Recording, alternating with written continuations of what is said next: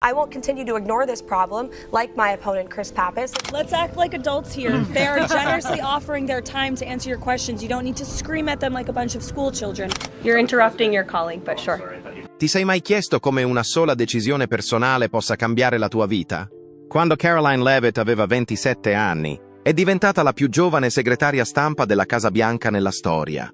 Poi, all'improvviso, Caroline Leavitt ha fatto un annuncio importante riguardante suo marito, e nessuno era preparato a ciò. Perché Caroline Leavitt ha fatto una dichiarazione che ha scioccato il paese. E cosa c'entra con suo marito misterioso? Nicholas Riccio? Resta con noi fino alla fine, perché quello che stai per scoprire potrebbe cambiare il tuo modo di vedere le cose. Anni formativi forti. Prima di entrare nelle rivelazioni della Leavitt riguardo a suo marito, iniziamo con gli anni della sua infanzia. Durante la sua infanzia, Caroline Claire Leavitt è nata e cresciuta nella pittoresca cittadina di Atkinson, nel New Hampshire. La sua famiglia non era composta da politici o da ricchi uomini d'affari, bensì da persone che lavoravano duramente. A Plaistow, nel New Hampshire, aprirono una gelateria e una concessionaria di auto usate, costruendo la loro vita partendo da zero. Durante la sua crescita, Caroline è stata educata in un ambiente che attribuiva grande valore alla tenacia, all'autonomia e all'integrità nel lavoro. Questo contesto ha influenzato lo spirito forte e l'ambizione della bambina di essere diversa dagli altri. La città industriale di Lawrence, nel Massachusetts, non molto lontana dal luogo in cui Caroline è nata, era la sede della Central Catholic High School, dove Caroline ha studiato. Non solo era un'ottima studentessa, ma anche un'atleta appassionata. Caroline ha ricevuto una borsa di studio per frequentare il St. Anselm College, un'istituzione cattolica privata situata nel New Hampshire. Al St. Anselm College ha potuto coltivare il suo interesse per lo sport, in particolare per il softball. Gli anni universitari sono stati il periodo in cui Caroline ha iniziato a sviluppare una personalità forte e una visione politica distinta. Dopo che molti studenti decisero di astenersi dal partecipare a dibattiti politici, lei espresse apertamente il suo sostegno al presidente Donald Trump, una scelta che non fu ben accolta nell'ambiente accademico dell'epoca. Caroline fondò persino il primo club radiofonico del campus per offrire agli studenti uno spazio dove poter esprimere liberamente e con professionalità le proprie opinioni.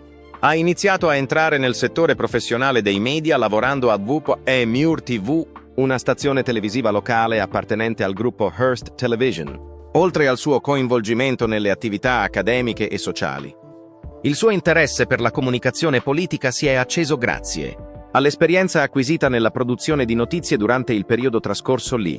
Tuttavia, Caroline ha continuato a cercare opportunità più significative. Ha svolto uno stage a Fox News, dove ha imparato come vengono generate e distribuite quotidianamente le notizie politiche a milioni di americani. Caroline ricevette un'opportunità significativa durante l'estate precedente al suo ultimo anno di università, quando fu scelta per lavorare come stagista presso l'ufficio della corrispondenza presidenziale alla Casa Bianca.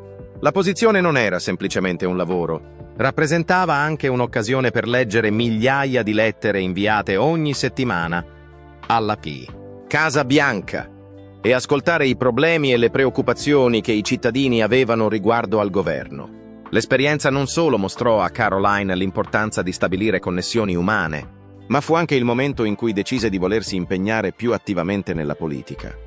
Caroline non tornò nella sua città natale, né intraprese subito la carriera nel campo delle comunicazioni, come inizialmente aveva pianificato dopo aver conseguito la laurea in comunicazione e scienze politiche nel 2019.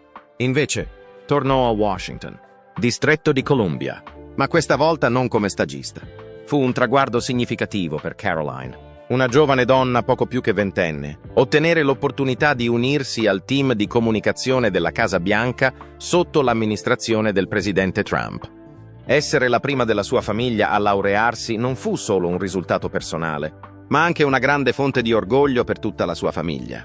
Da un piccolo villaggio con origini umili, Caroline Leavitt è diventata una figura rilevante sulla scena politica statunitense emergente. Si è affermata con costanza, non grazie alla famiglia o alle conoscenze, ma grazie alla sua forza, alle sue capacità e alle sue ambizioni. Dopo la laurea, Caroline Leavitt intraprese a Washington un percorso che pochi giovani avrebbero potuto immaginare. Entrò a far parte dell'amministrazione Trump, inizialmente come membro dell'ufficio del segretario stampa della Casa Bianca, e si fece rapidamente notare per la sua prontezza, disciplina e straordinaria capacità di assimilare informazioni. Nel 2020, all'età di 23 anni, fu nominata assistente alle comunicazioni della Casa Bianca. Durante il suo mandato alla Casa Bianca, Caroline non si limitò a redigere comunicati stampa o preparare contenuti per i briefing. Fu anche un punto di collegamento tra i media conservatori e l'amministrazione e contribuì a costruire strategie comunicative per questioni delicate. In un ambiente in cui la pressione era costantemente al massimo, Caroline mantenne un atteggiamento calmo e professionale, restando sempre fedele al messaggio politico in cui aveva creduto fin dall'inizio. All'età di 27 anni divenne segretario stampa della Casa Bianca, la persona più giovane nella storia degli Stati Uniti a ricoprire tale incarico. Un avanzamento professionale. Quella fu la primissima conferenza stampa di Caroline Leavitt, e lei non si limitò a leggere un testo preparato quando salì per la prima volta sul podio della Casa Bianca. Fece una dichiarazione. La durata fu di 47 minuti, ma non fu solo la lunghezza a colpire. Che fosse il modo in cui gestiva la sala, l'energia che emanava o il tono della sua voce. Sembrava che lo facesse da tutta la vita. Inoltre, come molti sanno, i segretari stampa non producono sempre notizie degne di nota. Questa volta, però, Caroline aveva un piano e non perse tempo a dimostrare che era lì per introdurre un cambiamento significativo.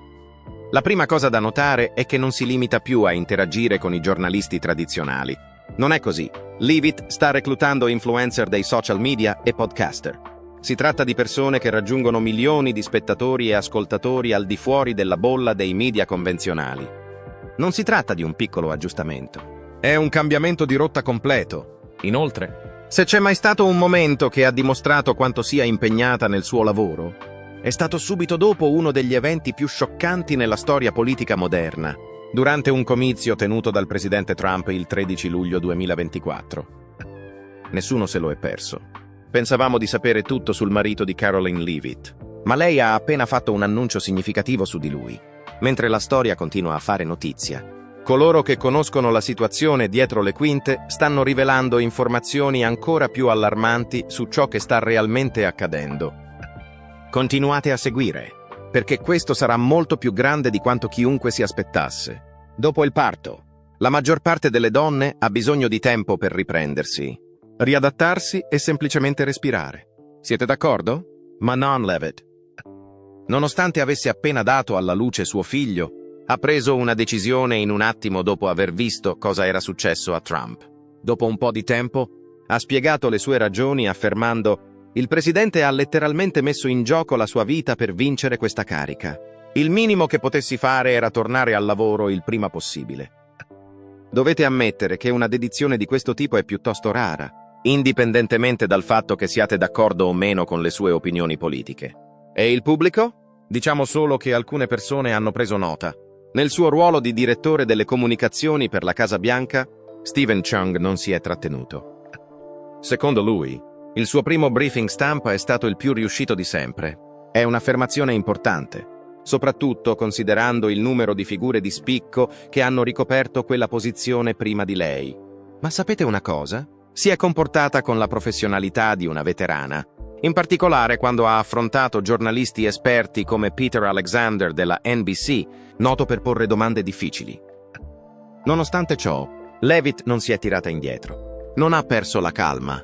Ha mantenuto la sua fermezza e ha reso molto chiaro che non era lì per scherzare. E parliamo un attimo della differenza tra le due. Nei momenti precedenti all'assunzione della leadership da parte di Leavitt, Karine Jean-Pierre ha concluso il suo briefing d'addio, esprimendo la sua profonda gratitudine per il privilegio di occupare quel palco. Riflettendo sulla sua posizione, ha pensato ai botta e risposta con i giornalisti e al peso della responsabilità di parlare a nome del presidente. È stato, senza dubbio, un addio sofisticato. La situazione, tuttavia, è diversa ora che Leavitt è al comando. Le persone possono percepire che sta per avvenire un cambiamento. Per quanto riguarda Trump, è abbastanza evidente che sta sostenendo Leavitt. È consapevole delle capacità che possiede. È importante ricordare che ha servito come sua segretaria stampa nazionale durante la campagna e ha definito la sua performance fenomenale. Non sono complimenti che elargisce con leggerezza. Ha piena fiducia nella sua capacità di gestire i media, articolare gli obiettivi del suo governo e fare tutto questo mantenendo l'impegno dei sostenitori. E ora, cosa succede? Levitt ha reso abbastanza chiaro che non intende fornire briefing quotidiani. Tuttavia, ha cercato di rassicurare il corpo stampa che riceveranno quanta più comunicazione possibile sia da lei che dal presidente. E se il suo primo briefing è indicativo, è probabile che quelle apparizioni si rivelino tutt'altro che noiose. Siete consapevoli del fatto che la vita a volte può sorprendervi con qualcosa che non vi aspettavate? È esattamente ciò che è accaduto quando Caroline Levitt e Nicholas Riccio si sono incontrati per la prima volta. Inizio di una storia d'amore. All'evento, che era un raduno politico, c'era la solita folla di individui ambiziosi che si stringevano la mano, creavano contatti e facevano tutto il resto. Poteva essere semplicemente un'altra serata di networking, ma il destino, o in questo caso, un amico comune con buone intenzioni, aveva altri piani. Quell'amico ha notato qualcosa che nessuno dei due aveva idea all'epoca. Una scintilla on the game, o semplicemente qualcosa di affascinante da esplorare. All'improvviso, ciò che era cominciato come una semplice presentazione si trasformò in una relazione che avrebbe fatto voltare la testa a più di qualche persona. Non perché non fossero compatibili, ma per il fatto che tra loro c'erano 32 anni di differenza. A essere sinceri, quando mai l'amore ha seguito delle regole precise? Se li si guardasse all'inizio, probabilmente si penserebbe che fossero troppo diversi per poter funzionare. È proprio Nicholas. Lui è un introverso completo, il tipo di persona riservata, che dà grande valore alla propria privacy e che, incredibile ma vero, non ha nemmeno un account sui social media. Al giorno d'oggi sembra quasi impossibile, giusto? Nel frattempo, Caroline è l'esatto opposto di tutti gli altri. Estroversa, ama stare sotto i riflettori e ha costruito una carriera che, di fatto, richiede la sua presenza costante e attiva. Tuttavia, invece di lasciare che queste differenze li allontanassero, sono riusciti a connettersi in qualche modo. In effetti, gli opposti si attraggono. Caroline ha persino scherzato al riguardo sui propri social media, sottolineando quanto la natura riservata di Nicholas contrasti fortemente con il suo lavoro dinamico e pubblico. D'altro canto, è proprio questo che li rende efficaci. Nonostante lei sia totalmente orientata al mondo esterno, lui è la presenza stabile dietro le quinte che la aiuta a restare con i piedi per terra. In realtà, hanno molto in comune, soprattutto per quanto riguarda la politica e il mondo degli affari. Entrambi questi aspetti costituiscono, di fatto, le fondamenta della loro relazione. Nicholas fa parte di questi ambienti da molto tempo e ha vissuto esperienze davvero notevoli, come quella volta in cui ebbe l'opportunità di parlare di baseball con il presidente George W. Bush nell'anno 2005. Immaginate di trovarvi lì, accanto a un ex presidente, a conversare sull'attività più popolare degli Stati Uniti. Non fu certo un episodio casuale per Nicholas, all'epoca. Fu un momento determinante che dimostrò quanto fosse profondamente immerso sia nella politica che nel settore imprenditoriale, qualcosa che ha portato con sé per tutta la vita. E, quando alla fine incontrò Caroline, il fatto che condividessero una passione per la politica e gli affari non fece altro che rafforzare la loro connessione. Era inevitabile che alcuni esprimessero dubbi riguardo alla differenza d'età tra loro. Sì, 32 anni sono tanti, ma lasciate che vi dica una cosa, conta davvero l'età. Quando si parla di una vera connessione tra due persone, Caroline non era affatto una novellina ingenua della politica in cerca di agganci, e Nicholas non era certo un uomo anziano intenzionato a influenzare una donna più giovane secondo il proprio punto di vista. Entrambi erano affermati a modo loro e si dimostravano reciproco rispetto per ciò che ognuno portava nella relazione. Nicholas aveva già costruito il suo impero immobiliare, mentre Caroline stava iniziando a ritagliarsi il proprio spazio nel mondo politico. Avevano molto più di una semplice storia romantica. La loro capacità di unire affari, politica e sostegno personale in una strategia vincente ha permesso loro di diventare una coppia di grande impatto. E se c'è una cosa che Caroline ha reso chiarissima, è che Nicholas è il suo sostenitore più convinto. Forse non cerca attivamente i riflettori, ma è sempre lì, a fare il tifo per lei. Conosci quella sensazione che si prova quando qualcuno crede così tanto in te da spingerti a lavorare ancora di più per raggiungere i tuoi obiettivi? Ecco, questo è esattamente il tipo di sostegno che Nicholas offre a Caroline. E non è qualcosa che lei dà per scontato. Pur riconoscendo e apprezzando la sua presenza nella sua vita, Caroline comprende e rispetta il suo bisogno di riservatezza. Cosa rappresenta per il potere e l'influenza nei settori della politica e degli affari la recente rivelazione di Caroline Leavitt? La recente rivelazione di Caroline Leavitt riguardo all'impero economico costruito da suo marito, Nicholas Riccio, ha scatenato un'ondata di discussioni. Molti stanno esaminando a fondo il significato di questa dichiarazione e le sue implicazioni. Potrebbe trattarsi del punto di svolta più significativo nella sua carriera professionale? Continuate a seguire, perché la verità sta per essere svelata. Un impero aziendale di proprietà di Nicholas Riccio. La storia dell'ascesa di Nicholas Riccio, da umili origini a una carriera di successo nel settore immobiliare, è più di una semplice narrazione. Essa esemplifica la forza della perseveranza, della tenacia e della capacità di individuare opportunità laddove altri vedono ostacoli. All'età di 18 anni si trovò improvvisamente senza casa. Anziché lasciarsi sopraffare dalla paura, colse quell'opportunità e la trasformò nel fondamento di un impero aziendale di grande successo. All'inizio del XXI secolo fece una svolta concentrandosi sul settore immobiliare, in particolare su Hampton Beach, nel New Hampshire. Riflettete su questo. Un giovane senza denaro, senza una rete di sicurezza e senza ricchezze familiari, decide di entrare nel mercato immobiliare. Sembra assurdo, vero? Ma Riccio possedeva qualcosa che non si può acquistare: la visione. Riconosceva opportunità in aree che la maggior parte delle persone trascurava. Dove altri vedevano comunità in declino e senza speranza, lui vedeva opportunità pronte per essere scoperte. Iniziò ad acquistare proprietà fatiscenti, ristrutturandole e trasformandole in qualcosa di valore.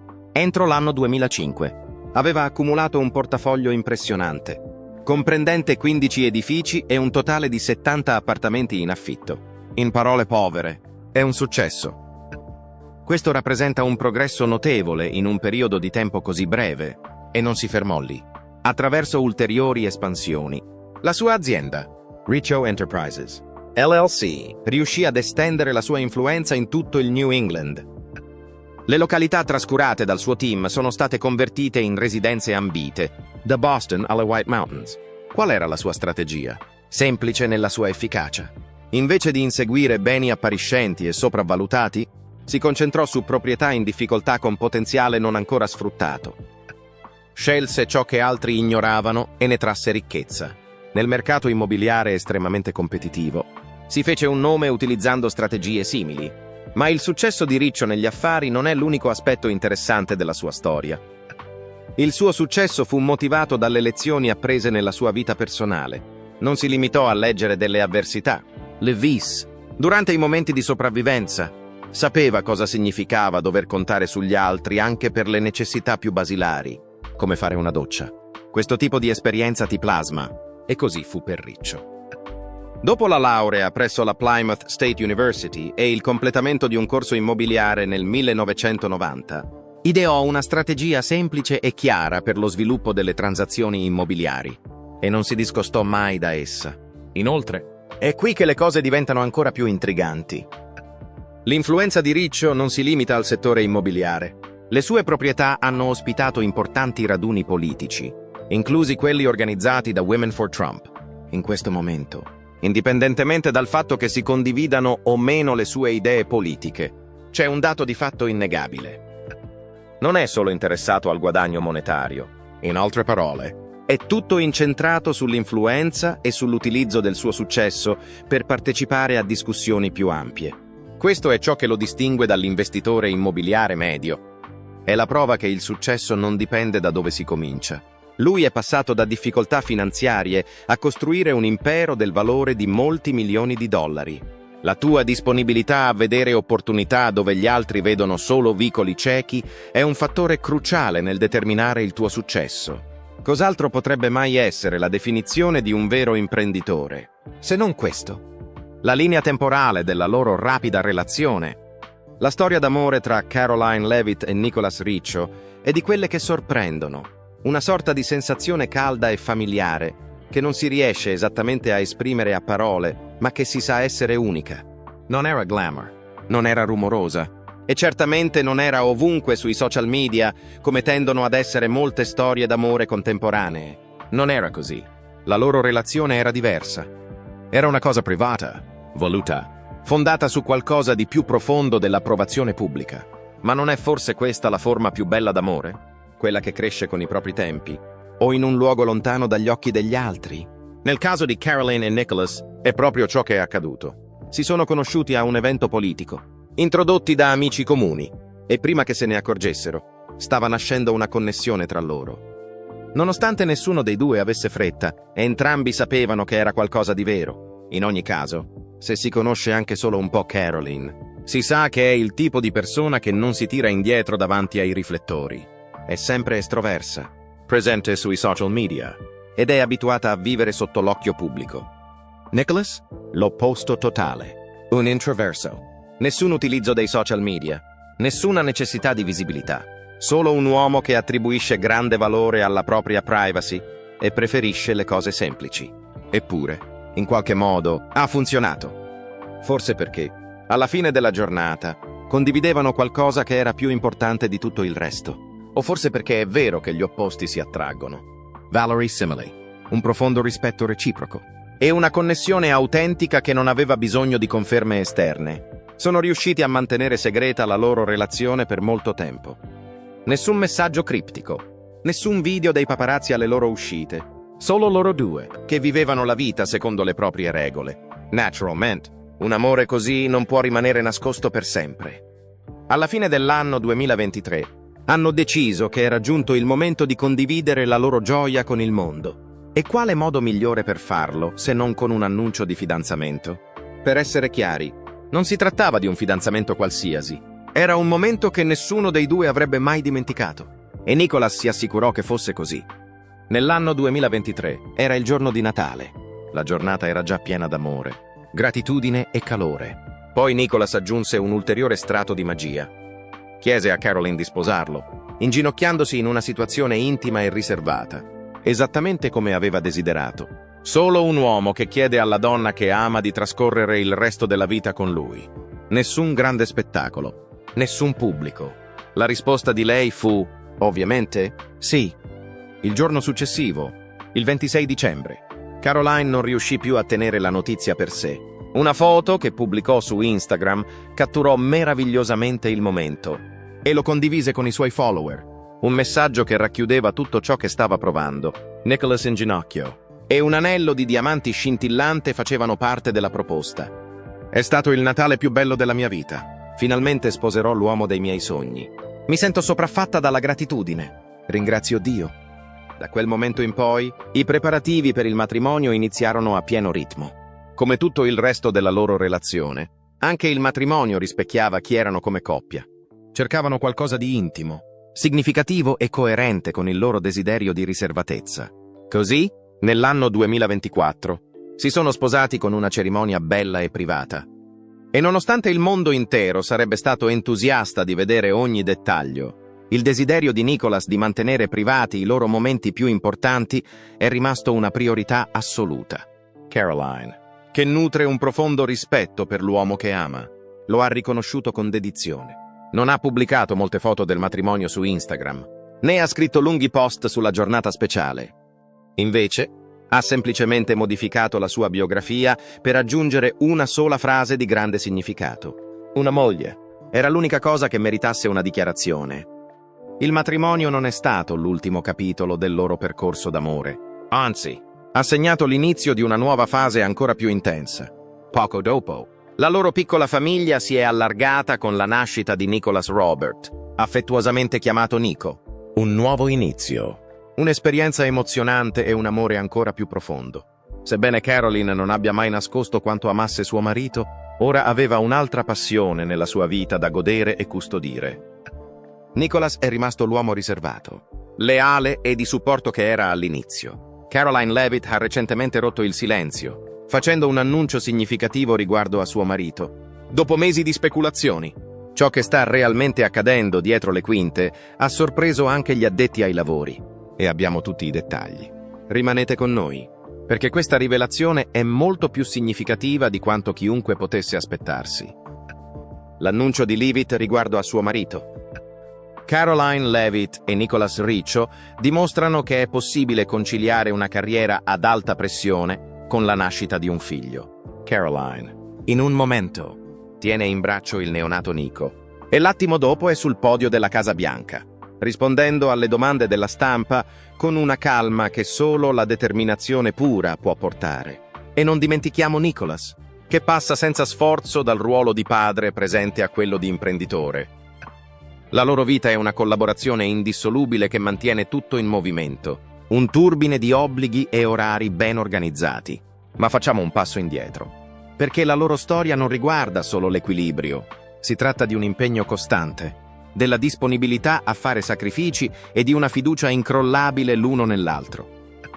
Caroline ha dimostrato il suo impegno quando ha preso una decisione che la maggior parte delle nuove madri non considererebbe nemmeno tornare al lavoro dopo appena 4 giorni dal parto. 4 giorni.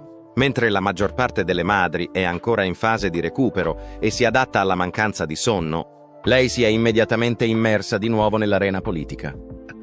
A dire il vero, questo tipo di programma non è per i deboli di cuore. Gestiscono la loro vita quotidiana con una gestione del tempo efficace. Le mattine sono dedicate a briefing stampa e preparazioni, seguite da turni strategici al centro di assistenza per garantire che il piccolo Nico sia sempre in buone mani. Le serate? Un momento prezioso per la famiglia. E in mezzo a tutto ciò, Caroline riesce ancora a trovare il tempo per lavorare da casa, per essere presente sia nella sua carriera che per suo figlio. Un equilibrio delicato, per dirla tutta, e non è sempre facile da mantenere. È straziante dover lasciare il bambino ogni giorno per andare al lavoro, ha detto. Non c'è dubbio che Nicholas sia la ragione per cui tutto questo è possibile.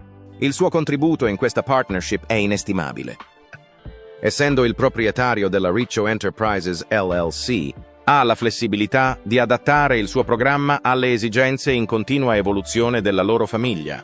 Nicholas è la presenza stabile su cui Caroline può contare, permettendole di concentrarsi sulla sua carriera impegnativa senza preoccuparsi costantemente del piccolo Nico. Hanno trovato modi per far funzionare tutto nonostante le loro carriere esigenti. Per garantire che la famiglia possa trascorrere del tempo insieme mentre Caroline adempie ai suoi doveri alla Casa Bianca, Nicholas non esita a fare le valigie e recarsi a Bedminster, nel New Jersey. Fare quel passo in più, come si suol dire, è una di quelle semplici azioni che possono fare la differenza. Perché, alla fine della giornata, il loro successo non dipende solo dalle strategie e dagli orari. L'amore, la dedizione e una visione condivisa della vita che stanno costruendo insieme sono gli elementi più importanti. Caroline sa che ogni sacrificio che sta facendo ora ha uno scopo. Come ha detto, so che lo sto facendo per una causa più grande, che è vincere questa elezione. Inoltre, ha un obiettivo finale: rendere suo figlio orgoglioso, al di là della politica, dei briefing stampa e delle apparizioni pubbliche. Con tutto ciò che è accaduto, il mio obiettivo è che Nico sia orgoglioso di sua madre quando un giorno gli racconterò tutto ciò che ho fatto mentre era ancora nel mio grembo e intorno al momento della sua nascita. A dir il vero, è impossibile che non lo sia. Con genitori come Caroline e Nicholas, Nico sta già crescendo in un ambiente pieno di amore, resilienza e un impegno incrollabile per il duro lavoro. La loro storia non riguarda solo il conciliare le esigenze del lavoro e della famiglia. L'obiettivo è ridefinire ciò che si considera possibile. Si tratta di dimostrare che non è necessario scegliere tra avere successo nella propria carriera e essere presenti per la propria famiglia, se si ha il partner giusto e la mentalità adeguata. Il fatto che Caroline e Nicholas riescano a far funzionare la loro relazione, un giorno alla volta, dimostra che l'amore e la dedizione sono sempre al centro delle loro vite, anche quando sono sottoposti al rigido scrutinio che comporta la vita pubblica. Grazie per averci seguito. Sarebbe molto apprezzato se metteste un mi piace a questo video, lasciaste un commento e vi iscriveste al canale per ricevere altri contenuti. Ora è il momento di cliccare sul prossimo video che appare sul vostro schermo per vivere altre storie emozionanti.